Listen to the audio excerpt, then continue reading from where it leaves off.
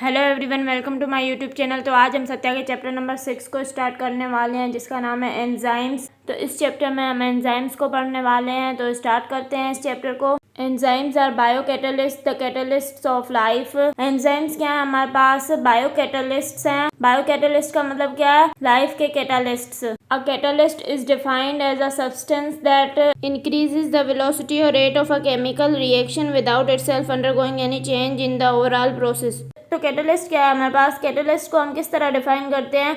तो कैटलिस्ट हमारे पास एक सब्सटेंस है जो कि हमारे पास वेलोसिटी या फिर रेट ऑफ केमिकल रिएक्शन को इंक्रीज करता है, और ये हमारे पास ओवरऑल प्रोसेस में चेंज नहीं होता। मतलब ये जैसा हमारे पास केमिकल रिएक्शन में एंटर करता है, केमिकल रिएक्शन के एंड में भी वैसा ही होता है। मतलब इसमें कोई भी चेंजेस नहीं आते, ये अनचेंज रहता है। The student-teacher relationship may be a good example to understand how a catalyst works। तो हमारे पास एक स्टूडेंट टीचर रिलेशनशिप की एग्जांपल दी गई है कैटलिस्ट को समझाने के लिए कि किस तरह कैटलिस्ट काम करता है। तो ये हमारे पास एक गुड एग्जांपल है कैटलिस्ट को समझाने के लिए। The students often find it difficult to learn from a textbook on their own। Students को टेक्स्ट बुक से पढ़ना बहुत मुश्किल लगता है जब वो खुद पढ़ते हैं। The teacher explains the subject to the students and increases their understanding capability। Teacher क्या करता है कि वो सब्जेक्ट को एक्सप्लेन करता है स्टूडेंट्स को, तो उससे उन स्टूडेंट्स को ज़्यादा अच्छे से समझ में आता है। जब वो खुद पढ़ते हैं तो उनको इतना समझ में नहीं आता। It is no wonder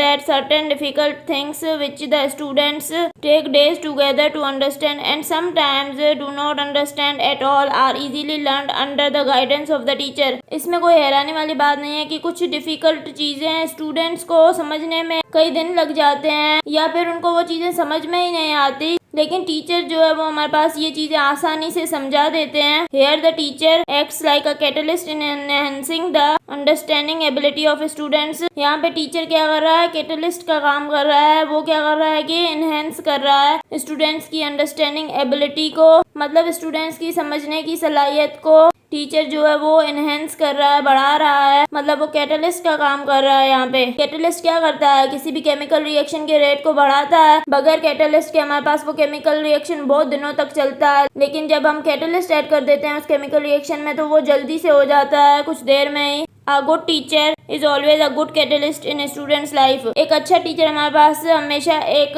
अच्छा कैटलिस्ट होता है स्टूडेंट्स की लाइफ में। एंजाइम्स में be defined as biocatalysts synthesised by living sales.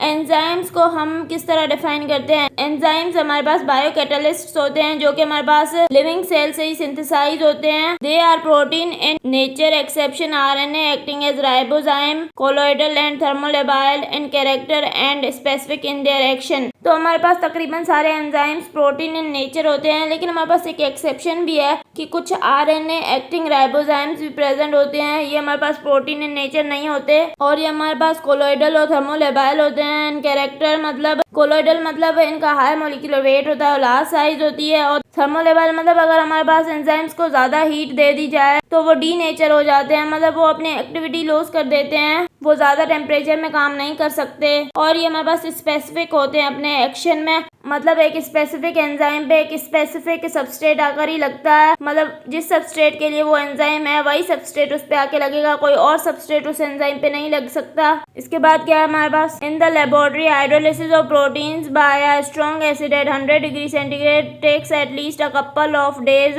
Laboratory में अगर हम हाइड्रोलिसिस करें प्रोटीन्स की स्ट्रॉन्ग एसिड से 100 डिग्री सेंटीग्रेड पे, तो उसमें हमें कपल ऑफ डेज लग जाते हैं, मतलब बहुत सारे दिन लग जाते हैं प्रोटीन्स की हाइड्रोलिसिस करने में लेबोरेटरी में। The same protein is fully digested by the enzymes in gastrointestinal tract at body temperature 37 degree centigrade within a couple of hours. और यही सेम प्रोटीन हमारे पास बॉडी में GI ट्रैक्ट में पूरे डाइजेस्ट हो जाते हैं एंजाइम से 37 डिग्री सेंटीग्रेड टेम्परेचर पे कुछ ही घंटों में, मतलब थोड़े से ही घंटों में ये प्रोटीन हमारे पास पूरे डाइजेस्ट हो जाते हैं बॉडी में एंजाइम्स की प्रेजेंस में। लेबोरेटरी में हमारे पास कितने दिन लग रहे थे उन प्रोटीन्स को हाइड्रोलाइज होने में, लेकिन हमारी बॉडी में कुछ घंटों में ही डाइजेस्ट हो जाते हैं क्योंकि हमारी बॉडी में एंजाइम्स प्रेजेंट होते हैं। लेबोरेटरी में हमने एंजाइम्स यूज नहीं किए थे। This remarkable difference in the chemical reactions taking place in the living system is exclusively due to enzymes. ये जो हमारे पास डिफरेंस आ रहा है केमिकल रिएक्शंस में, एक हमने लेबोरेटरी में किया और दूसरा हमारे पास जो बॉडी में हो रहा है,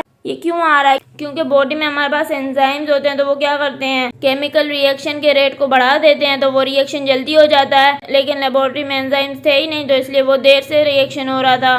the very existence of life is unimaginable without the presence of enzymes.